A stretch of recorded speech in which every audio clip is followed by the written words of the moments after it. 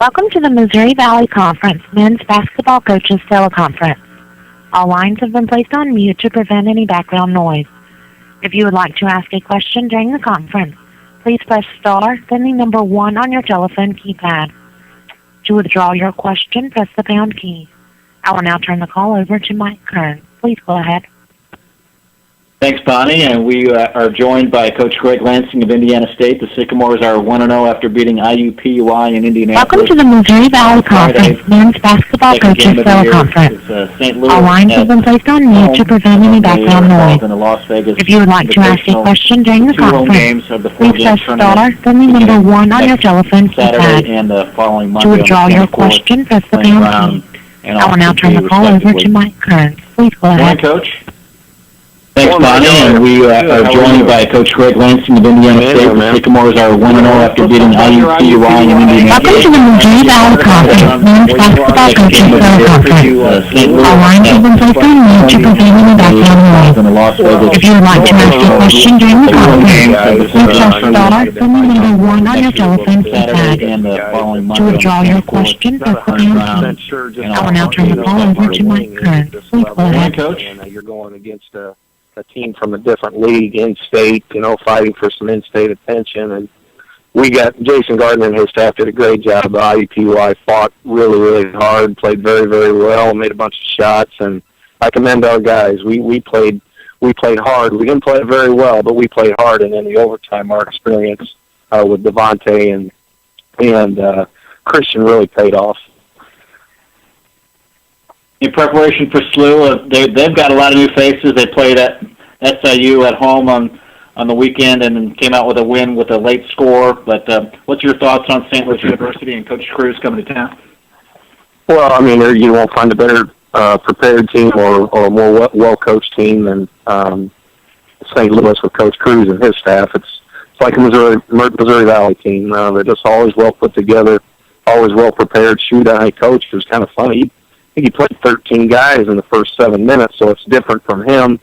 I know they're a work in process because losing all the outstanding players they have, but they have a great group of returners along with a bunch of really talented new. And we know this: they'll come down here, they'll be well put together, well prepared, do what they do at both ends of the floor, and we don't have to look any further than last year. We went down there last year. We thought we had a pretty good team, and they just manhandled us. So we'll have to play a lot better than we did Friday. All right, thanks, Greg. Let's get to the questions now for you. Questions from the media for Coach Greg Lansing. To ask Coach a question, press star 1 on your telephone keypad. Our first question comes from Andrew Logue of the Des Moines Register. How's it going? Hey, Andrew, how you doing? All right. I wanted to ask you, as you're in the non-conference, how much do you follow in terms of getting the conference RPI out there, helping everybody? How much do you follow other games? And maybe, I guess, is it a cliche or just coach speak to say you pull for other teams in the league? Or take me through non-conference and how you follow everybody else. No, it's fact. We follow it. We have I have alerts on I wasn't smart enough to do it, but when my staff members put the alerts for every other team on my phone, so I get it, we'll follow it, look at box scores, always read the other coaches' quotes to see how they're doing. And, yeah, I'm a huge Missouri Valley fan of all the teams, want them all to win every game. But when they play the Sycamores, and got some really good friends in this league, too. So I pull for all of them, and I think the league is so good. This non-conference, we're going to have some really impressive wins. That kind of leads me to the next part, which is, 36 starters back. You kind of feel like the Valley is ready to kind of make a move here in November and December. There's no doubt, and we've got opportunities to, and it's on us. With all our conference meetings and at the lead of Doug Elgin, everybody's kind of scheduling up, so to speak, and getting some really good non-conference games in there. There's some outstanding teams in this league with a lot of returners, a lot of veterans, starting at the top there with Wichita, and UNI having all those guys back. Evansville, Illinois State, those teams are as good as anybody, and I look forward to our RPI really being up there where it needs to be. All right, thanks, Coach. Thanks, Andrew. Again, for questions, press star 1. Our next question comes from Jim Teetle of College Hoops Daily. Morning, Coach. I just wanted to get, you mentioned the kind of fraternity of coaches. Have you had a chance, or do you plan on talking to Barry to get his take on St. Louis since he almost beat them the other night?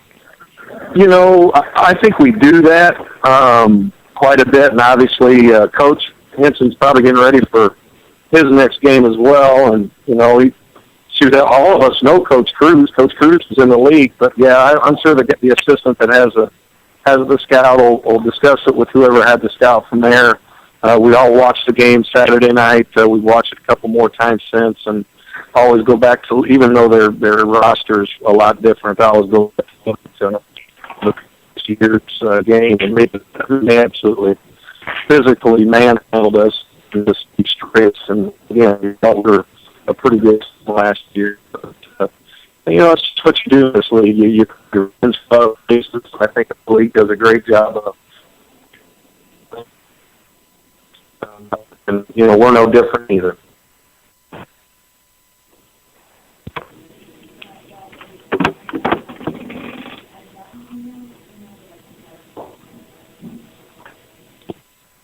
Again, for questions, press star Coach, 1. it looks like that was your last question. Appreciate it, Greg. We'll talk to you soon.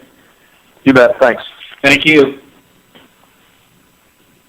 I sent out a reminder via email. Not sure that everybody got it, but Ben Jacobson of Northern Iowa was not available for his slotted time. They're actually on a plane headed to play Stephen F. Austin in the College Hoops Marathon. Their game is at 8 o'clock tomorrow morning on an ESPN network station on ESPN2. Wichita State also participating in the event. They'll be playing Memphis at 1 o'clock Central, that game on ESPN. We do have Coach Ray Giacoletti of Drake with us. Bulldogs playing at DePaul tomorrow night. Later this week they'll play at Western Michigan. Morning, Coach. Morning. How are you? Good, good. Let's talk about the progress of your team, and then we'll preview tomorrow night's game against DePaul, and then we'll open it up for some questions from the media. Yeah, we're a little undermanned right now with the suspensions of Gary Ricks and Carl Madison for the first 3 regular season games. So we got 4 freshmen a lot of minutes the other night, and you know, I think we got better as we went along, but obviously, you know, it's not the outcome we wanted. But it's where we're at right now in the process, and try to get better tomorrow night with DePaul and then Western Michigan. Then we get kind of back to full strength here for the rest of the year. Saturday's certainly a disappointing result against Bowling Green, but the practice facility opened to the public, I guess, for the first time. Can you talk about the reception for that facility? The facility is amazing. You know, it's one of the nicest facilities I think anywhere in the country. You know, it'd certainly be a top 20. 2 gyms, you know, kind of back-to-back 94-foot floors. Same square footage on the women's side as there is the men's side.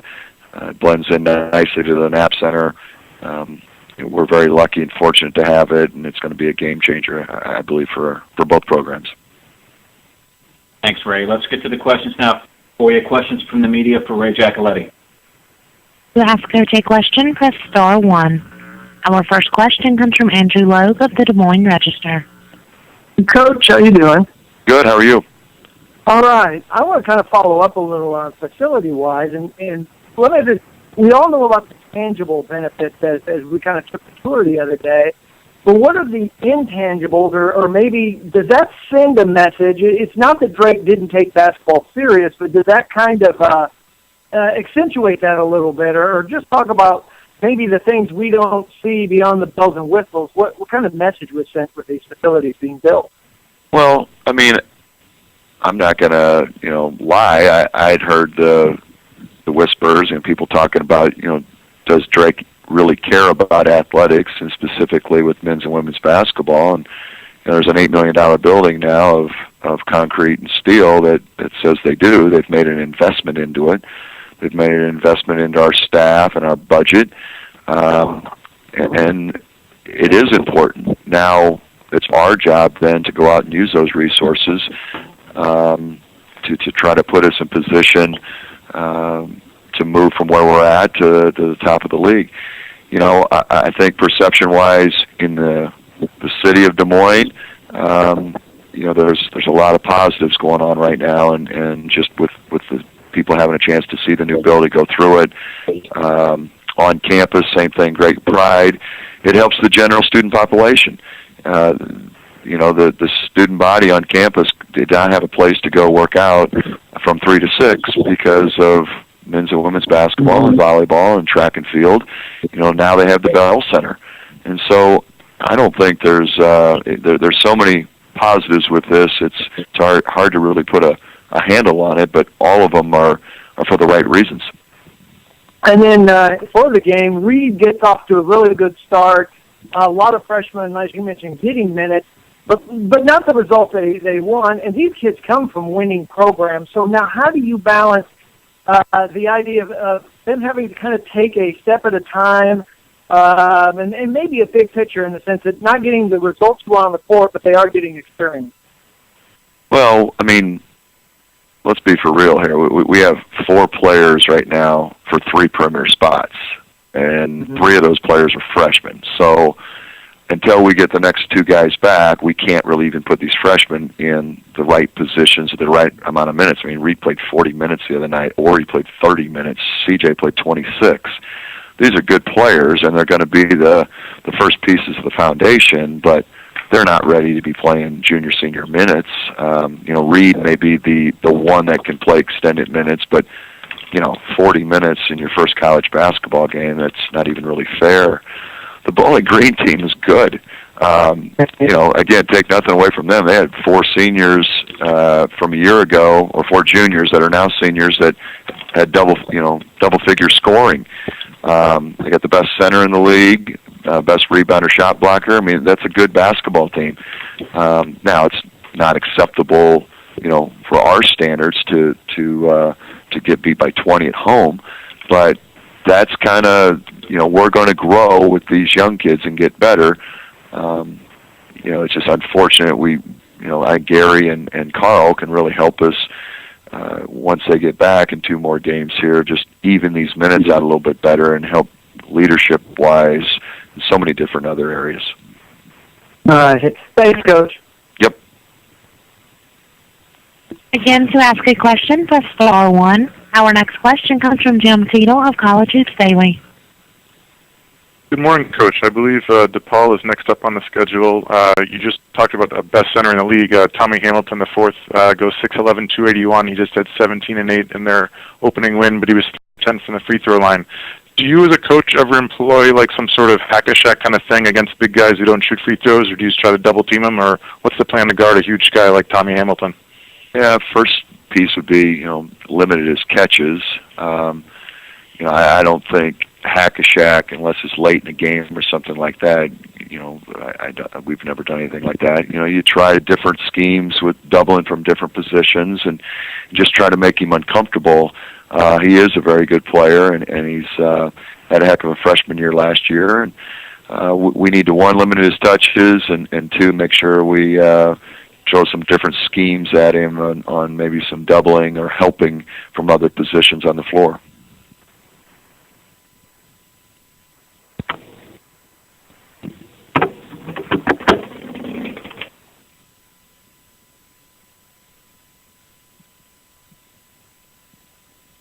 Ray, that looks like that was your final question. Thank you for your time. I know you got practice to get off to this morning.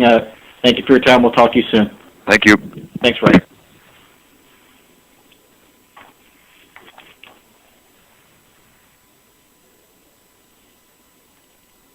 We'll hold for just a moment. Our next scheduled coach to join us is Paul Lusk of Missouri State. Paul is actually in a doctor's appointment this morning, so we might get Jermaine Henderson, the assistant coach for the Bears, but we'll hope to get Paul in just a second.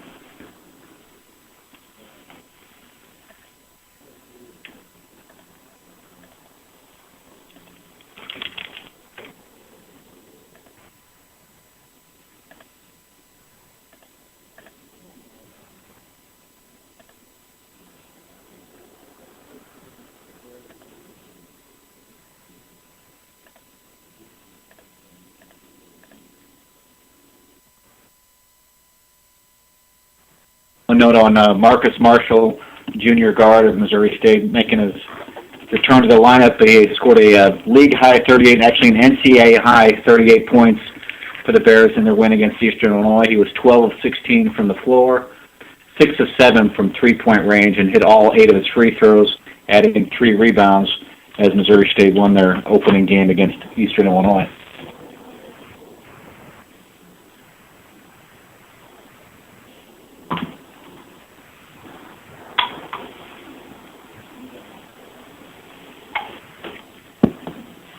League will officially announce its player and newcomer of the week later this afternoon, but you might expect to see Marshall's name on that list.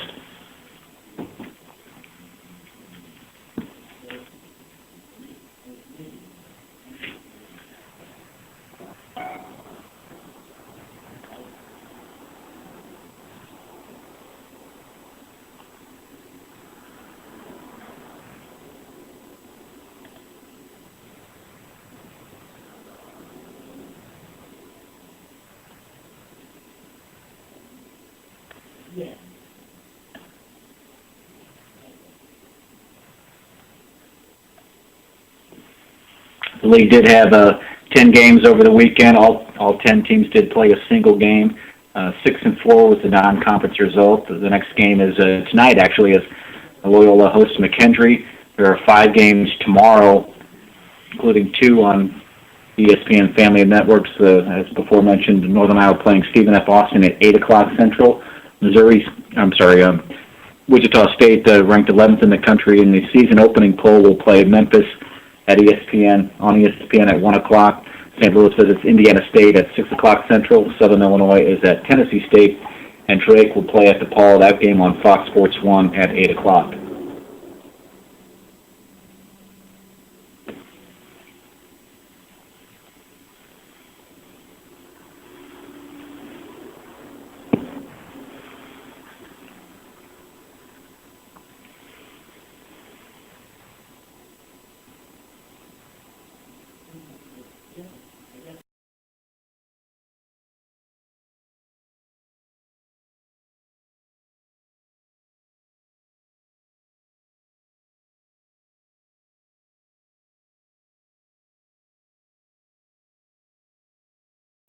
We are now joined by Jermaine Henderson of Missouri State, the Bears assistant coach. Paul, as I mentioned, is at a doctor's appointment and apparently not done in time.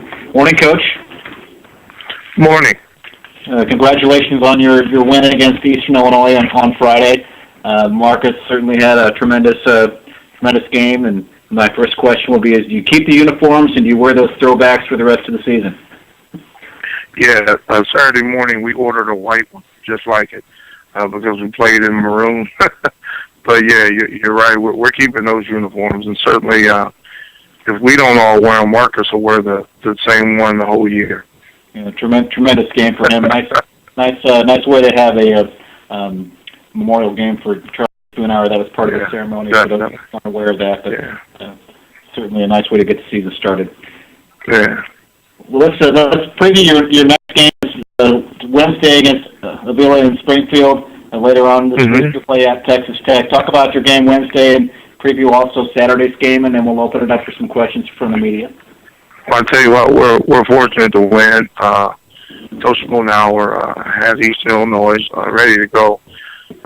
We too were without a couple guys due to injury, so we were happy to overcome that. And going into Wednesday, we're hopeful for a couple good days of practice, actually, is the best part.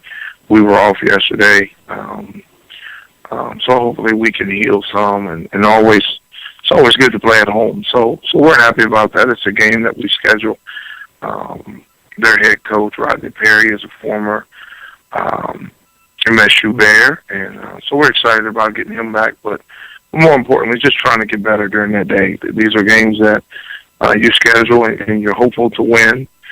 You're certainly favored with them being a non-D1 opponent, but I think the biggest part for us is just practicing and getting well, and then just trying to get better. And as we get to the weekend, it certainly should be exciting. Texas Tech is certainly coached by a national champion and Coach W. Smith, and and they're young, but they got some experience as well, and it's going to be a tough game down there. They won the other day against Loyola, and they were impressive in their win in terms of shooting the ball. They got some size inside, and again, I talked about being somewhat veteran on the perimeter.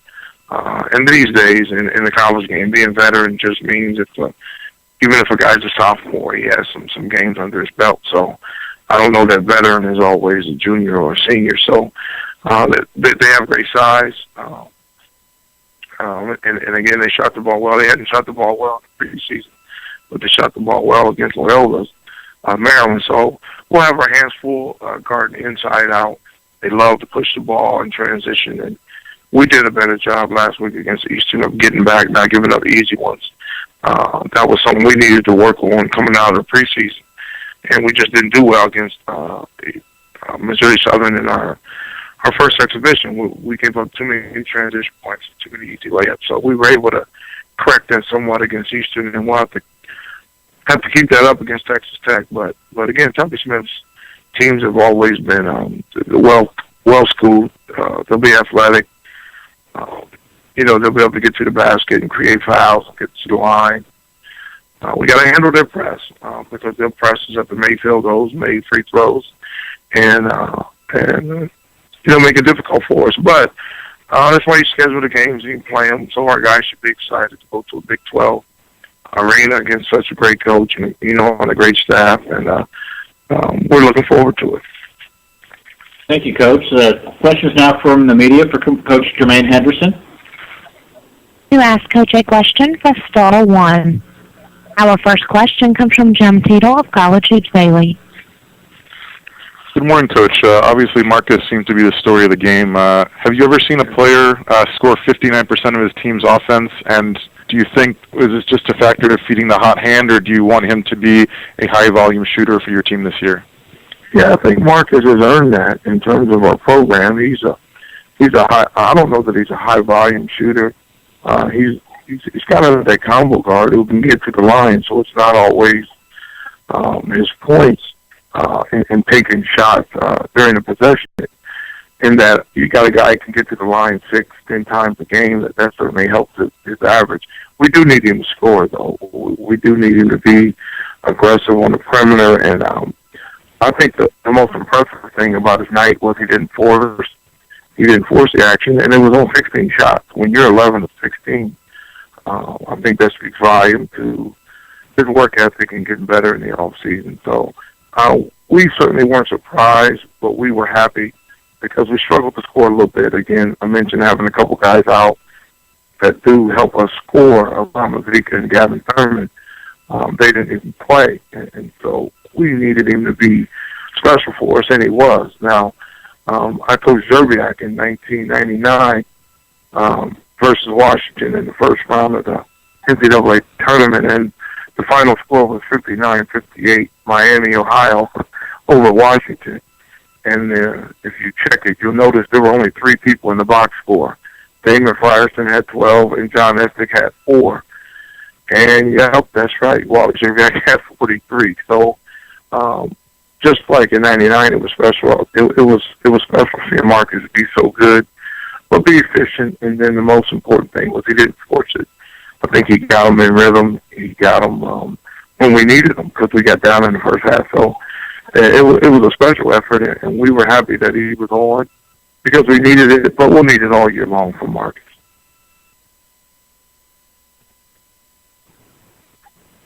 Again, for questions, press star 1.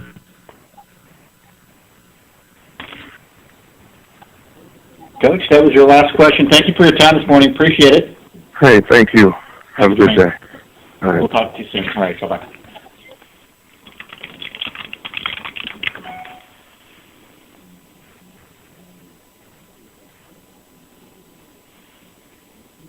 Next coach to join us will be Coach Barry Hinson of Southern Illinois. We'll have him on momentarily.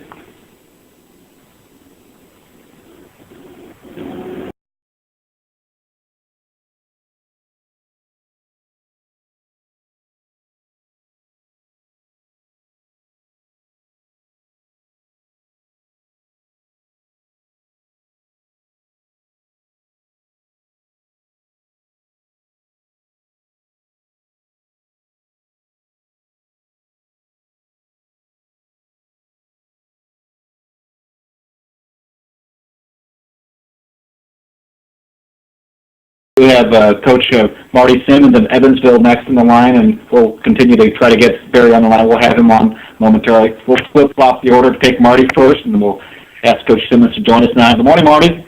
Good morning. How are you? Great. Yourself? Good. You guys save any points for the rest of the year? You try to use them all up in the first game. We're moving on to Miami. Let's talk about your next game in Oxford. Preview that game for us, and let's open up for some questions from the media. Yeah, we're certainly excited about the opportunity. Got tons of respect for Coach Cooper and Miami. That's been a great program for a long, long time, and not an easy place to go play. And they pose some different philosophies that we haven't seen so far. I mean, they're very, very aggressive, full court and in the half court defensively. They've got great speed, great quickness, good size. They've got great depth. I mean, they're very well coached, and it'll be a tough test for us. Great. Thank you, Coach. Let's go ahead and open it up for some questions for you. Questions for Coach Marty Simmons. To ask Coach a question, press star 1 on your telephone keypad. Our first question comes from Jim Tito of College Hoops Daily. Good morning, Coach. Mislav had an amazing debut after transferring from Villanova. Do you think how has he been able just to get up to speed and come out so great so quickly? Well, he's a terrific young man, to start with. I mean, he's been great for our basketball program just for the type of individual he is. And anybody that knows him, I mean, he can play really any position, 1 through 5. I mean, he's that type of player. He can handle it. He can pass it. He can score on the perimeter. He can score inside. He's pretty much done everything that we've asked him to do. He's just, again, I mean, he's a real asset to our basketball team.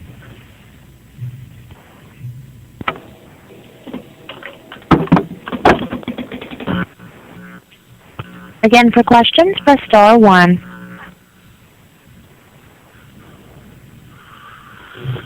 Marty, looks like that's it for you today. Thank you for your time this morning. Good luck at Miami.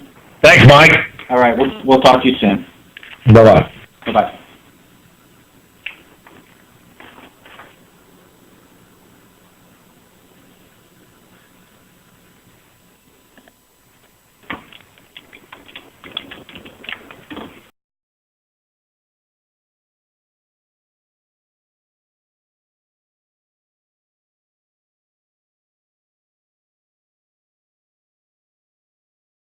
Southern Illinois opened its season at St. Louis on Saturday. Another road game on tap. In fact, the next 2 games are on the road, playing at Tennessee State tomorrow night and then at Kent State on Friday as part of the tournament in Kent, Ohio.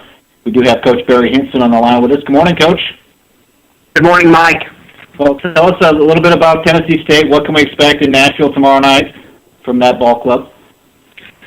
Well, I don't know what I can tell you. They got 12 new players, and we've got one film of them playing against an NAIA school. I think the thing that's the most impressive is their hire. They hired Dana Ford. Dana's been in the Valley. He's been under what I consider 2 outstanding coaches, in Greg Marshall and Dan Muller. So we know that we're going to play a team that's extremely well coached. We know that we're going to play a team that's excited because this will be their first Division I game at Tennessee State with their new coach, and it's the first opportunity we've played. So it's got electric written all over it. We just got to come in there and play our best basketball. Thank you, Barry. Let's get right now to the questions for you from the media. Questions for Coach Barry Hinson. To ask Coach a question, press star 1.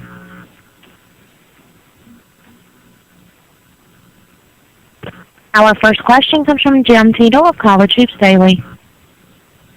Good morning, Coach. Just wanted to know if you have any advice for Coach Lansing, who plays St. Louis next. What would your best piece of advice be besides keep an eye on Austin McBroom? Yeah, Jim, I think you just did the scouting report, buddy. That's pretty good. Keep an eye on him. And, the thing with St. Louis is they're playing 13 players, and they're trying to get a feel for themselves. They're pretty young. we're actually younger than those guys, but they're got to be one of the youngest teams in college basketball as well. But I tell you, I'm not going to give Lansing any advice at all because he already knows what to do, and he's one of our best coaches in the league, as evident by what he's done with his record. But I promise you, he'll be ready to go. Again, for questions, press star 1. Our next question comes from Todd Hefferman of the Southern Illinois newspaper. Hey, Barry, a lot of times you make some dramatic improvements from your first game to your second. What do you think will be the biggest improvement for your club? Well, Todd, I hope you're right, because there need to be some dramatic improvements. I think the biggest thing for us is we got to find out if our freshmen will not play scared. I mean, I think, that's an awful big game for those guys to go in and play in front of a sold-out crowd in a sold-out student section. We knew that's exactly the reason we scheduled that game, the timing of that game. Everything is exactly what we wanted with the exception of the result. And we wanted to challenge our guys early on. Our six freshmen, actually not six, but 4 of our freshmen that played went 3 for 14 from the field. And I promise you they're much better shooters than that.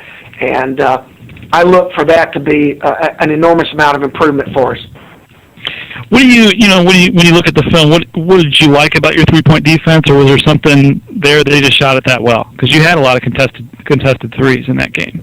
Well, we did, but I mean, I think a lot of their threes, 2 of the threes that came in at a very difficult time were set plays that they executed extremely well, but we didn't communicate on our end defensively, and then some of their threes just came off of offensive rebounds or in transition, and those are the best time to shoot threes when everybody's scrambling and trying to find somebody, or especially off an offensive rebound. But I think for us, defensively we held them to 62 points and 40% field goal percentage. If I can do that night in and night out, I'll just take that right now and go to the house. Any changes to your lineup off the top of your head you want to definitely do? Starting lineup? Well, it depends on how we practice. I've told you that all along, even through our shoot-around. We don't make a decision on our starting lineup until we finish our shoot-around. But, yeah, I could see some changes. I think that we've got to have better interior play. I don't think that's quite up to what we want right now or what we expect. But it'll be interesting to see. We practiced last night really hard for 2 hours. We're going to practice again today, and then we'll have a practice tomorrow in Nashville, and we'll find out where we are at that time. Okay, thanks. Thanks, Todd.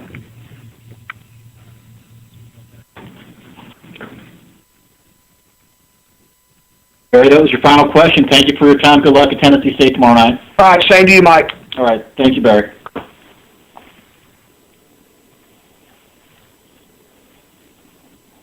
And we'll hold for just a moment. Our next scheduled coach is Porter Moser of Loyola. Ramblers actually have a game tonight playing on McKendree at home in Chicago. So we'll be joined by Coach momentarily.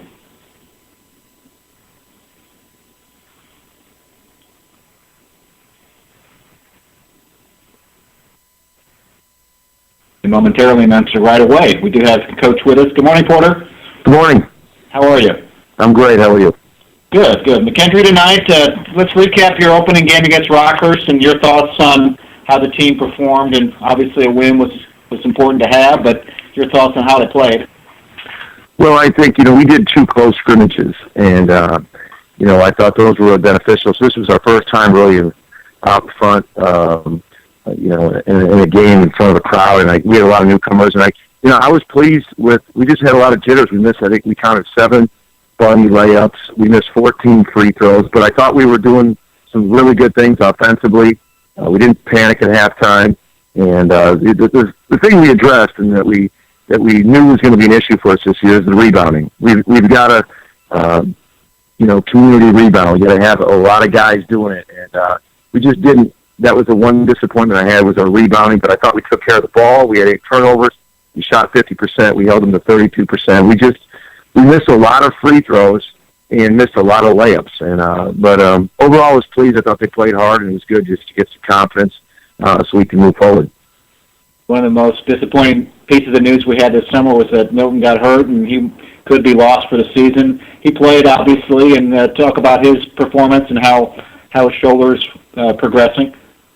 Well, when we what we did is you had two options at the time. You could have surgery, and that's a 7 to 9 month rehab after surgery, so the season would have been lost. Or you could, really rehab it and kind of shut him down for 6 weeks and strengthen it up and to see where he goes. So he wasn't having any other option besides that option, which I like his competitiveness of. But the doctors, and we really were careful with him, took 6 weeks off, and he's been practicing now for about 3 weeks, and he feels good. He makes the world of difference for us. I thought he played a great floor game. I mean, he really got other guys involved. He had 5 assists and I think 7 rebounds, but I think he could have had, 13, 14 assists. He was really setting guys up. He missed a bunch of bunnies, as I told you. And but it was really good to get him. And he played point guard, which is not his natural position, but he did great at it because we're missing Jeff White. He had knee surgery. So I think Jeff takes some of the pressure off Milt, but I thought Milt really played well, and it was great to have him in the lineup. Thanks, Porter. Let's get to the questions now from the media for you. Questions for Coach Porter Moser. To ask Coach a question, press star 1. Our first question comes from Jim Tito of College Hoops Daily. Good morning, Coach. Hey, Jim. I was going to ask you about Milton, but you covered it. So in terms of Montel, he had an amazing debut. Were you surprised that he was able to come in and contribute right from the start? And how much of a focal point is he going to be for you on the offensive end this season? In the recruiting process, we looked last year at our post play. Christian Thomas gave us a scoring threat, but we really had no other consistent scoring threat. We had no other post player, I think, that averaged either 3 or 4 points a game. And we really focused in on someone that give us some immediate help scoring the ball. And Montel can do that. He's crafty. He can score in different ways. He's got a jump hook. He's got an up and under. He can hit the 15-footer. But he really gives us another compliment to Christian inside. We're not big. Neither one of them are your prototypical, 6'8", 6'9" post players. But I like them. They're crafty. They're great at angles. And I wasn't surprised that he was able to finish and get a lot of inside touches.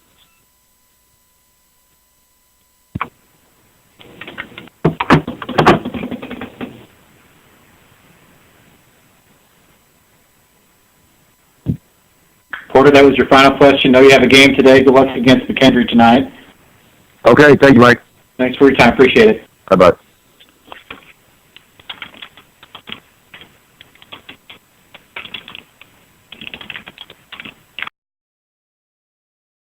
Minutes ahead of our next scheduled coach, it's Geno Ford of Bradley. We'll hold for just a moment. We'll reach out to Geno in just a second.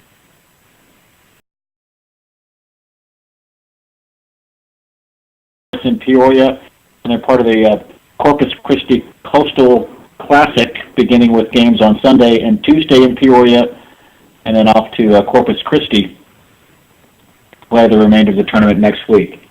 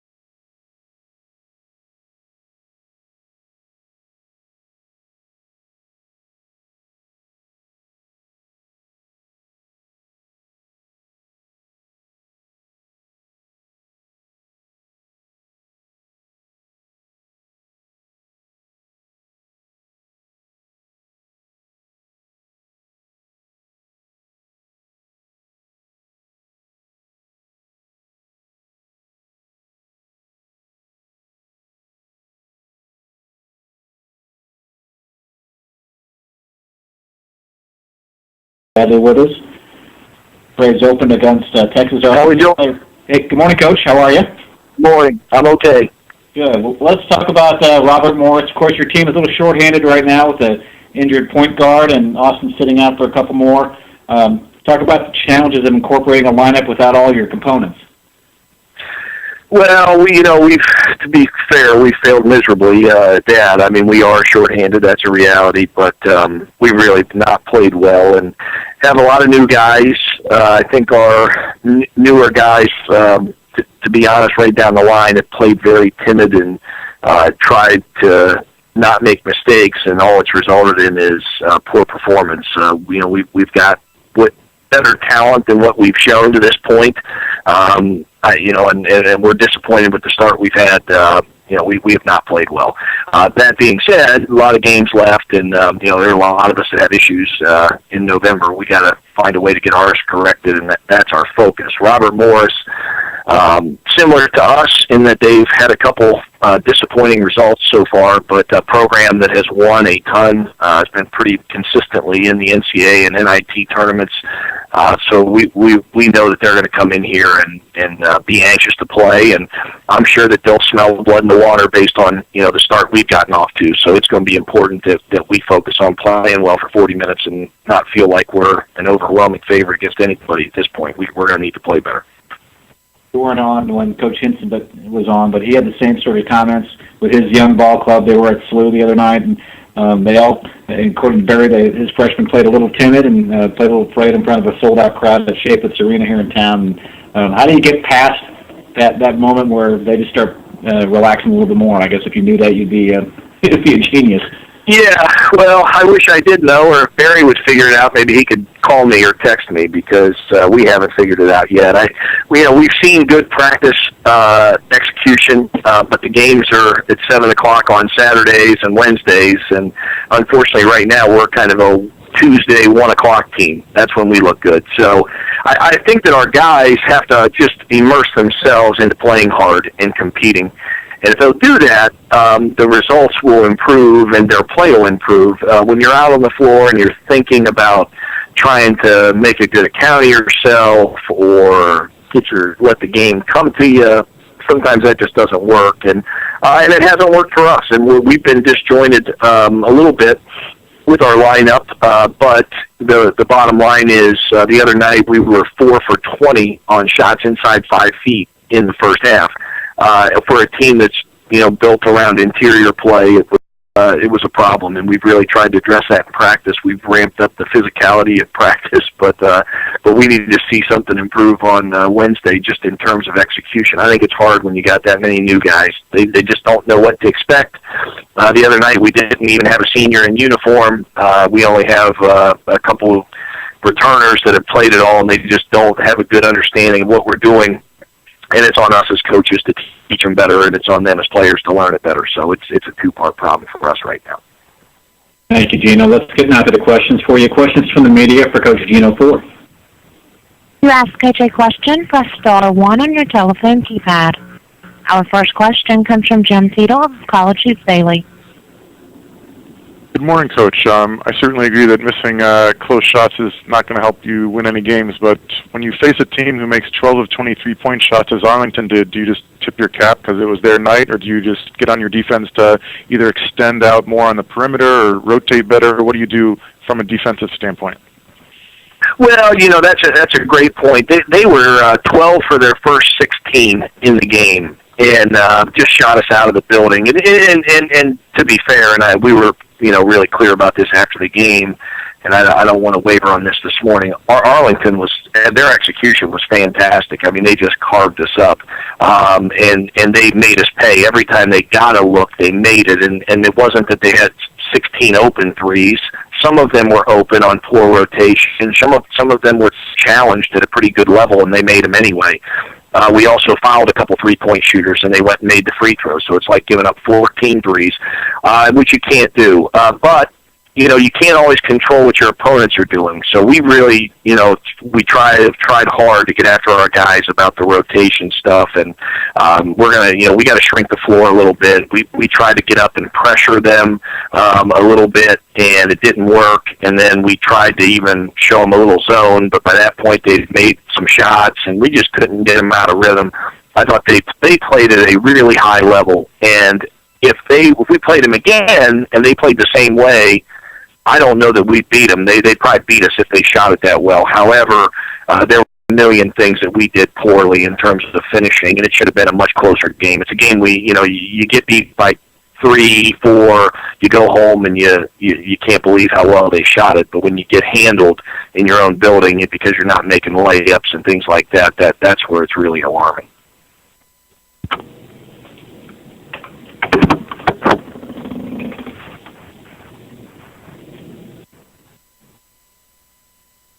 Geno, looks like that's the only line of questioning this morning. Appreciate your time. Good luck against Robert Morris. Let's get a winning streak started. All right, thanks. Take care. Thanks, Geno. Appreciate it.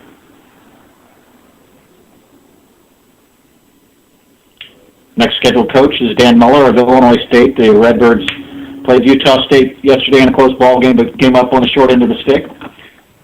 And we'll hold for just a moment until Dan joins us.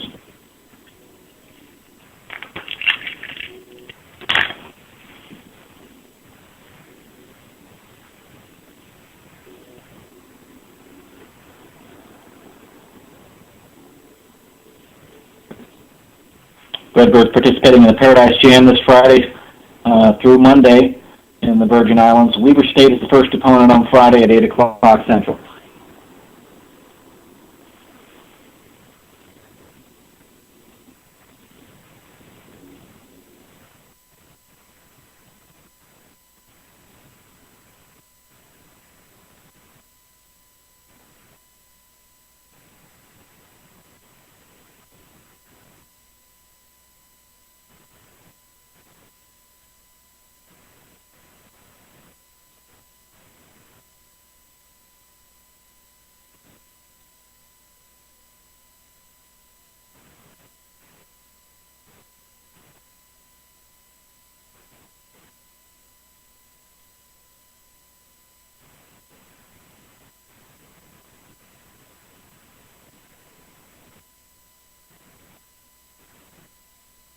We are now joined by Coach Dan Muller. Good morning, Coach.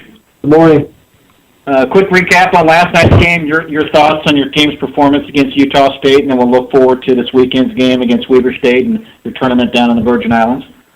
Yeah, we had a very good first half defensively. Guys played hard. We executed. We didn't score around the rim very well. Didn't shoot it well from the foul line, and had a lack of intensity in the second half defensively. And Utah State made more plays than we did down the stretch. It was a disappointing loss, but a lot of room to grow. Talk about Weber State, your first opponent in a very challenging field down in the Paradise Jam. What do you know about Weber? Have you had a chance to take a good look at them yet? I guess probably not a whole lot on your own part. Yeah, they actually played Utah State on Friday, so I watched that game. Of course, I was watching for the Utah State end.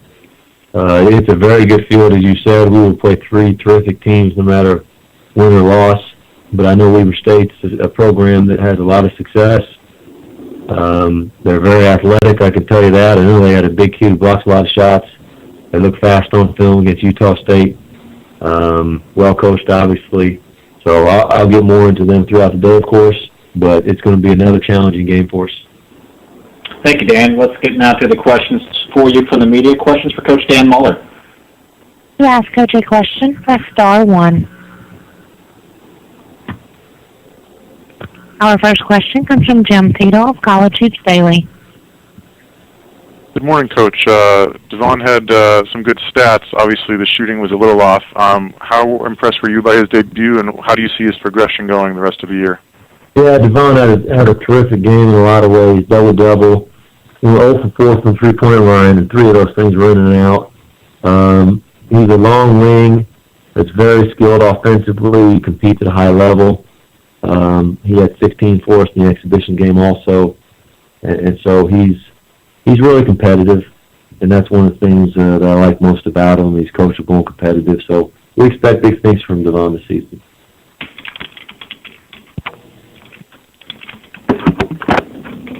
Again, for questions, press star 1.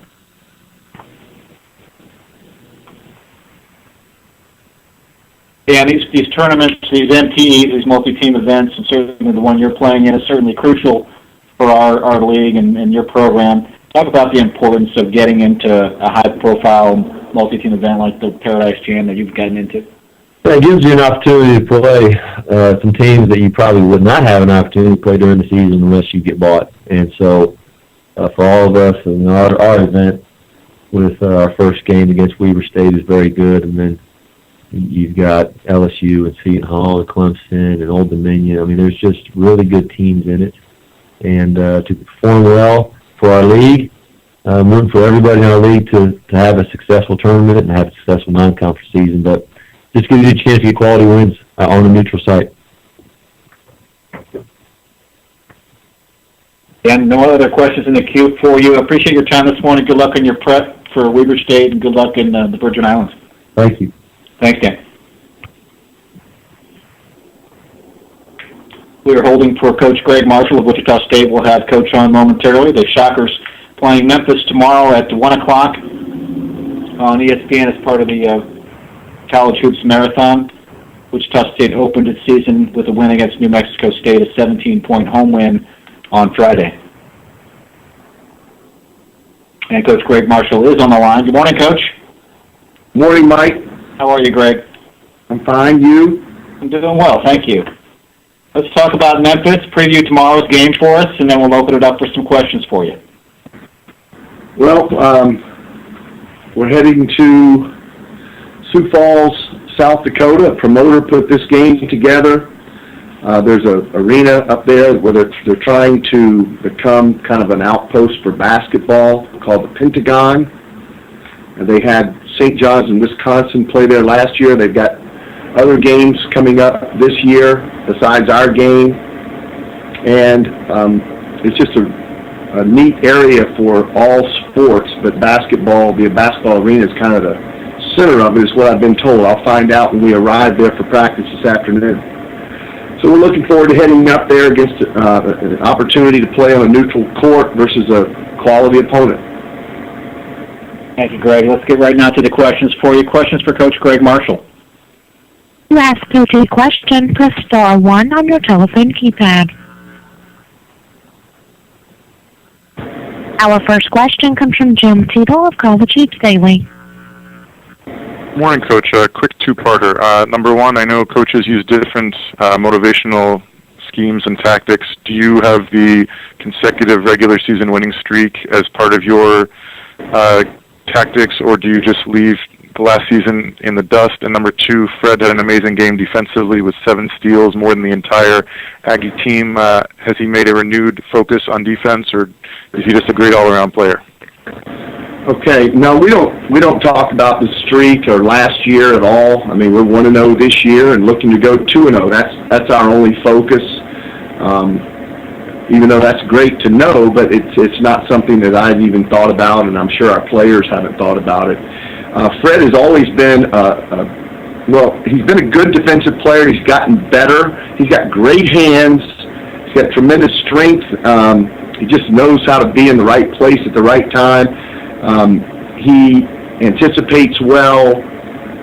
He's gotten better defensively since he's been here.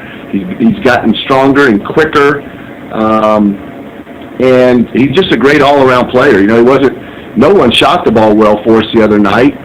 We didn't make a 3. I think that's the first time in close to 10 years around here, and I don't know that I've ever had a team not make a 3, but it happened the other night, but we still won comfortably against the team. So we were able to drive it in and get some layups and transition and dunks, had 7 dunks, and Fred just does what he needs to do to win.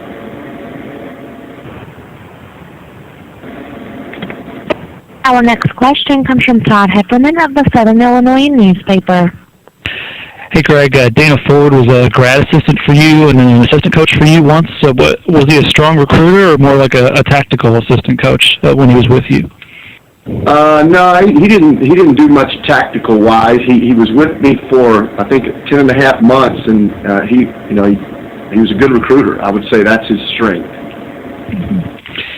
Yeah, anything that did he kind of have the strong beliefs with you of rebounding and defense? Is that kind of his identity? You think will be going forward as a coach? I have no idea what his identity is. I think that'll be proven as he has some time to become a head coach. But I gave him his first job as a GA at Winthrop. He was there for 1 year. Then he was a GA here for 1 year, and then he went out and got some experience in junior college, and then a couple of Division I situations, and he's a head coach now. So I really, as a full-time assistant coach, he was not here a year, so it's hard to tell you much more about his strengths and weaknesses as a coach. He did more administrative things for me in the 2 years he was the GA. Okay, thanks. You're welcome.